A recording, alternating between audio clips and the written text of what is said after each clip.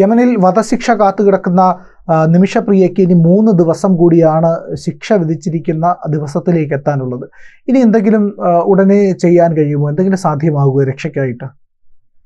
നമുക്കിപ്പോഴും പ്രതീക്ഷ കൈവിടാതെ മുന്നോട്ട് പ്രവർത്തിച്ചുകൊണ്ടേയിരിക്കാമെന്നാണ് എനിക്ക് തോന്നുന്നത്. കാരണം സാമുവൽ ജെറോം അവിടെ ആക്ടിവിസ്റ്റ് നിമിഷപ്രിയയുടെ വിഷയം വളരെ അദ്ദേഹത്തിൻ്റെ കഴിവിൻ്റെ പരമാവധി ശ്രമിച്ചുകൊണ്ടിരിക്കുന്നുണ്ട് എല്ലാം ചെയ്യാൻ വേണ്ടിയിട്ട്. പിന്നെ ബ്ലഡ് മണി ഓഫർ ചെയ്യുക എന്നുള്ളതാണ് ഇതിലൊരു ഓപ്ഷൻ. ആ ബ്ലഡ് മണിക്ക് കുടുംബത്തെ തയ്യാറെടുപ്പിക്കാൻ വേണ്ടിയിട്ടുള്ള ശ്രമങ്ങളാണ് ഇനിയിപ്പം നടന്നുകൊണ്ടിരിക്കുന്നത്. ഈ ലാസ്റ്റ് മൊമെൻറ്റിൽ മറ്റു രീതിയിലുള്ള ഒരു ഇൻ്റർവെൻഷനും സഹായിക്കും തോന്നുന്നില്ല. ആ ബ്ലഡ് മണി കുടുംബം ആക്സെപ്റ്റ് ചെയ്യുക എന്നതാണ് ഒരു ഓപ്ഷൻ. അപ്പോൾ അതിനുവേണ്ടി സാമുവൽ ജെറോമിൻ്റെ ഒരു എന്താ പറയുക, അവരുടെ കൂടെയുള്ള ആളുകളൊക്കെ തന്നെ അതിനുവേണ്ടി ശ്രമിച്ചുകൊണ്ടിരിക്കുന്നുണ്ട്. മാത്രമല്ല നമ്മുടെ ഗവൺമെൻറ്റിൻ്റെ ഭാഗത്തുനിന്ന് ഇൻ്റർവെൻഷൻ ഉണ്ടാകാൻ വേണ്ടിയിട്ട് എന്താ പറയുക, ഒരുപാട് ശ്രമങ്ങൾ ഗവൺമെൻറ് ഭാഗത്ത് നടക്കുന്നുണ്ടെന്നാണ് ഞാൻ മനസ്സിലാക്കുന്നത്. ഇപ്പോൾ ഇതിൽ എല്ലാ പാർട്ടികളും റിക്വസ്റ്റ് ചെയ്തിട്ടുമുണ്ട് പ്രൈം മിനിസ്റ്ററോട് ഇക്കാര്യത്തിൽ ഇൻ്റർവ്യൂ ചെയ്യാൻ വേണ്ടിയിട്ട്. അപ്പം എന്തെങ്കിലും ഒരു പോസിറ്റീവ് ഹോപ്പ് ഉണ്ടാവുന്നത് വെച്ച് തന്നെ നമുക്ക് എന്താ പറയുക, ഒരു പോസിറ്റീവ് ഹോപ്പോട് കൂടി തന്നെ നമുക്ക് മുന്നോട്ട് ഇതിന് നോക്കേണ്ടതാണ്. 3 ദിവസം ഈ പറഞ്ഞ പോലെ ബാക്കിയുള്ളൂ. അപ്പോൾ എങ്ങനെയായിരിക്കും കാര്യങ്ങളെന്ന് സത്യം പറഞ്ഞാൽ ഒട്ടും പ്രഡിക്റ്റബിൾ അല്ലാത്തൊരു സിറ്റുവേഷനാണ്. ഇത് നമുക്ക് കാണിച്ചു തരുന്നത് മറ്റൊരു പ്രശ്നം കൂടിയാണ്, ഈ ശരീഅത്ത് നിയമത്തിൻ്റെ പ്രശ്നങ്ങൾ. കാരണം അതിൽ ഒരു സിവിലൈസ്ഡ് ആയിട്ടുള്ള നിയമമല്ല അത്. ഈ പറഞ്ഞ പോലെ ബ്ലഡ് മണി എന്നൊക്കെ പറഞ്ഞാൽ ഒരിക്കലും ഒരു സിവിലൈസ്ഡ് ആയിട്ടുള്ള സൊസൈറ്റിയിൽ നമുക്ക് ചിന്തിക്കാൻ പോലും പറ്റാത്ത കാര്യങ്ങളാണ്. അപ്പം ഒരു എന്താ പറയുക, ഒരു നിയമത്തിൻ്റെ കീഴിൽ ഇങ്ങനെയുള്ള കാര്യങ്ങളൊക്കെ വരികയാണെങ്കിൽ അതിൽ കുറച്ചുകൂടി നമുക്ക് ഹോപ്പ് ഉണ്ടാകും, ഒരു പ്രോപ്പറായിട്ടുള്ള നിയമത്തിൻ്റെ കീഴിലാണെങ്കിൽ. മാത്രമല്ല യമനിലെ ഇപ്പോഴത്തെ സിറ്റുവേഷൻ എന്ന് പറയുന്ന ഒരു സിവിൽ വാറിലൂടെ കടന്നുകൊണ്ടിരിക്കുന്ന ഒരു രാജ്യമാണ്. അവിടെ ഈ പറഞ്ഞ പോലെ ലോകം അംഗീകരിച്ചിട്ടുള്ള ഒരു പ്രസിഡൻഷ്യൽ ഗവൺമെൻറ് ഉണ്ട്, PLC. മറ്റത് ഹൗത്തികളാണ് കൺട്രോൾ ചെയ്യുന്നത് അവിടുത്തെ അഡ്മിനിസ്ട്രേഷൻ. അതിനെ സുപ്രീം പൊളിറ്റിക്കൽ കൗൺസിൽ എന്നാണ് അവർ പറഞ്ഞത്. അപ്പോൾ അങ്ങനെയുള്ള 2 ഗവൺമെൻറ്റ്സ് ഉണ്ട്, അല്ലെ 2 പൊളിറ്റിക്കൽ പവേഴ്സ് ഉണ്ട് ആ രാജ്യത്ത്. ഇതിനിടയിൽ കിടന്നിട്ടാണ് ആ രാജ്യം പോയിക്കൊണ്ടിരിക്കുന്നത്. മാത്രമല്ല ഈ ലോകത്തെ തന്നെ ഏറ്റവും കറപ്റ്റ് രാജ്യങ്ങളിലെ ഒരു രാജ്യം കൂടിയാണ്. അതിൻ്റെ മുകളിലേക്കാണ് ഈ പറഞ്ഞ പോലെ ശരീഅത്ത് നിയമവും ഈ പറഞ്ഞ പോലെ തീവ്ര ഇസ്ലാമിക സ്വഭാവമുള്ള രാജ്യവും. അപ്പോൾ അങ്ങനെ ഇരിക്കെ നമുക്ക് ഒരു ഡിപ്ലോമാറ്റിക് ലെവലിലുള്ള സംസാരത്തിന് എത്രത്തോളം പ്രാധാന്യം ഉണ്ടെന്നുള്ളത് അറിയില്ല. ഇവിടെ ആകെയുള്ളത് ആ ബ്ലഡ് മണി എന്നൊരു ഓപ്ഷനാണ്. അതിൽ എത്രത്തോളം നമുക്ക് എന്താ പറയുക വിജയിക്കാൻ പറ്റുന്നുള്ളത് അറിയില്ല ഈ സമയത്ത്. മാത്രമല്ല ഞാൻ ഇതിൽ കാണുന്നത് ഈ അംനസ്റ്റി ഇൻ്റർനാഷണൽ പോലുള്ള സംഘടനകൾ അവർ മറ്റ് ഒരുവിധപ്പെട്ട എല്ലാ വിഷയത്തിലും വലിയ രീതിയിൽ ഇൻ്റർവ്യൂ ചെയ്യുന്നതാണ്, വലിയ എന്താ പറയുക ബഹളം ഉണ്ടാക്കുന്ന ആൾക്കാരാണ്. പക്ഷേ ഇതിൽ അങ്ങനെയുള്ള ഒരു ഇൻ്റർവെൻഷനും നടക്കുന്നില്ല അവരുടെ ഭാഗത്തു നിന്നൊന്നും. അപ്പം അതിൻ്റെ കാരണം എന്തായിരിക്കും എന്ന് സത്യം പറഞ്ഞാൽ അറിയില്ല. കാരണം ഈ നിമിഷ എന്ന് പറയുന്ന വ്യക്തി അവരവരുടെ സെൽഫ് ഡിഫെൻസിൽ ചെയ്തൊരു കാര്യമാണ്. കാരണം അവരുടെ പാസ്പോർട്ട് സീസ് ചെയ്യുകയും അവരെ വളരെ ക്രൂരമായി പീഡിപ്പിക്കുകയും അങ്ങനെയൊക്കെ ചെയ്തിട്ടും അവരതെല്ലാം അനുഭവിച്ചുകൊണ്ട് മുന്നോട്ട് പോവുമായിരുന്നു. പക്ഷേ പിന്നീട് ഒരു എന്താ പറയുക രക്ഷയില്ലാത്ത അവസ്ഥ എത്തിയപ്പോഴാണ് അവർക്ക് അത് ചെയ്യേണ്ടി വന്നത്. ഒരു സെൽഫ് ഡിഫെൻസിൽ ചെയ്ത കാര്യമാണ്. അപ്പോൾ അവിടെയാണ് ഞാൻ പറഞ്ഞത്, ഇതൊരു പ്രോപ്പർ ഫ്രെയിം വർക്കുകളുള്ള ഒരു ലീഗൽ സിസ്റ്റത്തിന് കീഴിലായിരുന്നെങ്കിൽ ഒരുപക്ഷെ നിമിഷയ്ക്ക് അവിടെ ഒരു എസ്കേപ്പ് ഉണ്ടായേനെ, ഒരുപക്ഷെ നിമിഷ രക്ഷപ്പെട്ടേനെ, നിമിഷയുടെ ഭാഗം കൂടെ കേൾക്കാൻ ഒരു സ്പേസ് ഉണ്ടായേനെ. പക്ഷേ ഇതില്ലാത്ത ഒരു എന്താ പറയുക, ഇന്നും ഒരു തീവ്ര ഇസ്ലാമിക കൾച്ചർ ഫോളോ ചെയ്യുന്ന ഒരു രാജ്യം, അവിടുത്തെ നിയമപ്രകാരം അവർക്ക് ബ്ലഡ് മണി എന്നൊരു ഓപ്ഷൻ മാത്രമേ ഇനി ബാക്കിയുള്ളൂ. അപ്പോൾ ഞാൻ ഇതാ നേരത്തെ പറഞ്ഞ ഈ ഇൻ്റർനാഷണൽ കമ്മ്യൂണിറ്റിയുടെ ഭാഗത്തുനിന്നുള്ള ഇൻ്റർവെൻഷൻ വളരെ കുറവാണ്. ഒരുപക്ഷെ നമ്മളിതിനു മുമ്പ് മയൂരൻ സുകുമാരൻ, ആൻഡ്രൂ ചാൻ്റെ ഒക്കെ ഒരു കേസ് ഉണ്ടായിരുന്നു ഇന്തോനേഷ്യയിൽ, ഈ ഡ്രഗ്സുമായി ബന്ധപ്പെട്ട വിഷയത്തിൽ അവരെ എക്സിക്യൂഷന് വിധിച്ചപ്പം അതിൽ ഇൻ്റർനാഷണൽ കമ്മ്യൂണിറ്റിയുടെ ഭയങ്കര ബഹളമായിരുന്നു. ആക്ച്വലി അതിൽ ഈ മ്യൂസീഷ്യൻസ്, എനിക്കൊന്ന് ആക്ടേഴ്സ്, അങ്ങനെയുള്ള കുറേ ആൾക്കാരുടെ ഒരു റെസ്പോൺസ് ഉണ്ടായിരുന്നു. അങ്ങനത്തെ ഒന്നും നമ്മളിതിൽ കാണുന്നില്ല. അതിലൊക്കെ പോട്ടെ, നമ്മുടെ നാട്ടിലെ ഈ ഫെമിനിസ്റ്റുകൾ, സ്ത്രീകൾക്ക് വേണ്ടി സംസാരിക്കുന്ന ആളുകൾ പോലും ഒരു വാതുറക്കുന്നത് ഞാൻ കാണുന്നില്ല ഈ വിഷയത്തിൽ. അപ്പോൾ അങ്ങനെയുള്ള ഒരു പ്രശ്നത്തിലൂടെയാണ് നിമിഷപ്രിയ ഇപ്പോൾ കടന്നുകൊണ്ട് പോകുന്നത്. പക്ഷെ ഇതിലൊരു ഹോപ്പ് ഉണ്ടാവും എന്നുള്ളത് നമ്മൾ ഇപ്പോഴും വിശ്വസിക്കും. അതായത് അത് വിശ്വസിച്ചേ പറ്റൂ. വിശ്വാസം നമുക്ക് ലാസ്റ്റ് മൊമെൻറ്റ് വരെ കൈവിടാൻ പറ്റില്ല. അപ്പം എന്തായിരിക്കും ഇതിൻ്റെ ഫൈനൽ ഔട്ട്കം എന്നത് തീർച്ചയായിട്ടും ഈ ബ്ലഡ് മണി ഡിസ്കഷൻ മുന്നോട്ട് പോകുന്നതനുസരിച്ച് തന്നെ വേണം നോക്കി കാണുക.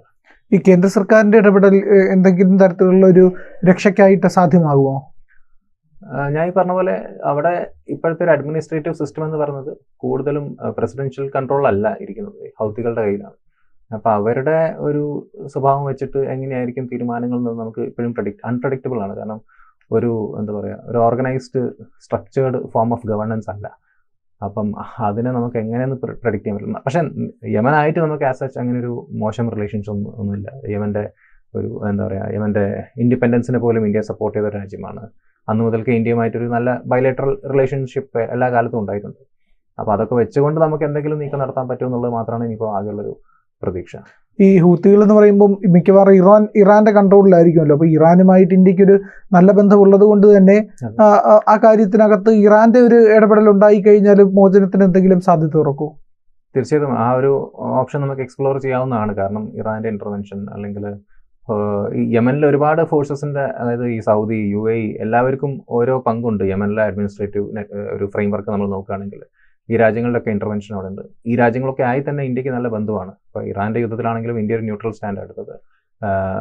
യമന്റെ എന്താ പറയുക പ്രശ്നങ്ങൾ വന്നപ്പോഴും ഇന്ത്യ ഒരിക്കലും ഒരു എന്താ പറയുക ഒരു ഡയറക്റ്റ് എന്താ പറയുക ഒരു സ്റ്റേറ്റ്മെന്റ് ഒന്നും ഇറക്കിയിട്ടില്ല. യമനുമായ ഒരു ബയലേറ്ററൽ റിലേഷൻഷിപ്പ് എപ്പോഴും കാത്തു സൂക്ഷിച്ചിട്ടുണ്ട്. ഈ അറബ് രാജ്യങ്ങളുമായിട്ടുള്ള യമന്റെ യുദ്ധത്തിലൊന്നും ഇന്ത്യക്കൊന്നും പ്രത്യേകിച്ച് ഒരു സൈഡൊന്നും ഇന്ത്യ എടുത്തിട്ടില്ല. അപ്പോൾ യമനുമായിട്ട് എല്ലാ കാലത്തും ഒരു നല്ല കോപ്പറേഷൻ ഇന്ത്യക്ക് ഉണ്ടായിരുന്നു. അത് ലെവറേജ് ചെയ്തുകൊണ്ട് നമുക്ക് എന്ത് ചെയ്യാൻ പറ്റും എന്നുള്ളതാണ്. മാത്രമല്ല യമന് പല സപ്പോർട്ടും ഇന്ത്യ ചെയ്തിട്ടുണ്ട് ഓരോ സമയത്തായിട്ടുള്ള.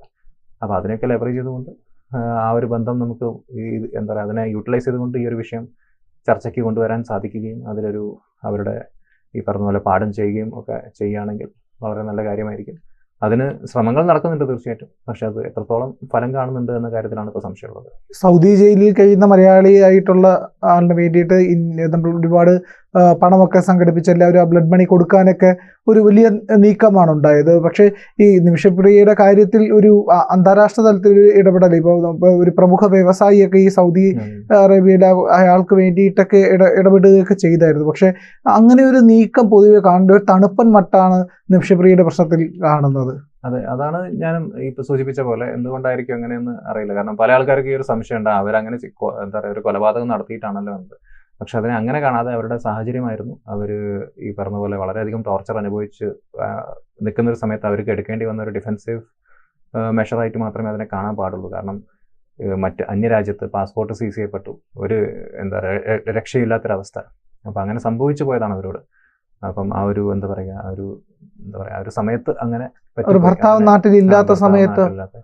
അപ്പൊ അങ്ങനെയൊക്കെ ഉള്ള ഒരു സിറ്റുവേഷൻസിലൂടെ കടന്നു പോകുന്ന ഒരു സ്ത്രീ എന്ന് പറയുമ്പോൾ അവർ എത്രത്തോളം ദുരിതങ്ങൾ അനുഭവിച്ചിട്ടുണ്ടെന്നുള്ള ഒരു യാഥാർത്ഥ്യം ഇവിടെ ഉണ്ട്. അപ്പൊ അതിനെ കൂടി മുൻനിർത്തിക്കൊണ്ട് വേണം നമ്മൾ ഈ വിഷയത്തെ നോക്കി കാണുക. അപ്പം ഇതിൽ ഇനിയും ഇതുപോലുള്ള ഒരുപാട് സംഘടനകൾ മുന്നോട്ട് വരണം.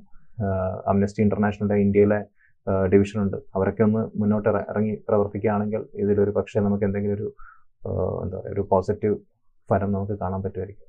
തീർച്ചയായും അങ്ങനെ ഒരു കാര്യം ചെയ്യേണ്ടതാണ്. അന്താരാഷ്ട്ര തലത്തിൽ തന്നെ അങ്ങനെ ഒരു പ്രഷർ കൊടുത്താൽ മാത്രമേ ഈ കാര്യത്തിനകത്തൊരു മോചനത്തിനുള്ള സാധ്യത ഉണ്ടാവുള്ളൂ. ഇന്ത്യ പല ഘട്ടങ്ങളിലായി ശ്രമിച്ചു അല്ലേ ഇതിന്റെ പരിഹാരം കാണാനായിട്ട്? തീർച്ചയായിട്ടും ഈ ഒരു വിഷയത്തിൽ നമുക്ക് എന്താ പറയുക എല്ലാ രീതിയിലുള്ള ഒരു പൊളിറ്റിക്കൽ ഒരു യൂണിറ്റി നമുക്ക് കാണാൻ പറ്റും. കോൺഗ്രസിന്റെ ഭാഗത്തുനിന്നും CPIന്റെ ഭാഗത്തുനിന്നും നമ്മുടെ കേന്ദ്രത്തിന്റെ ഭാഗത്തുനിന്നും ഒക്കെ തന്നെ പല അറ്റംപ്റ്റ്സ് അവർ നടത്തിയിട്ടുണ്ട്. എല്ലാവരെ കൊണ്ടും സാധിക്കുന്ന രീതിയിലൊക്കെ അവർ മുന്നോട്ട് പോയിട്ടുണ്ട്. പക്ഷേ എന്തുകൊണ്ടോ ഇപ്പോഴും ഈ എന്താ പറയുക ഇനി 3 ദിവസം മാത്രമേ ബാക്കിയുള്ളൂ.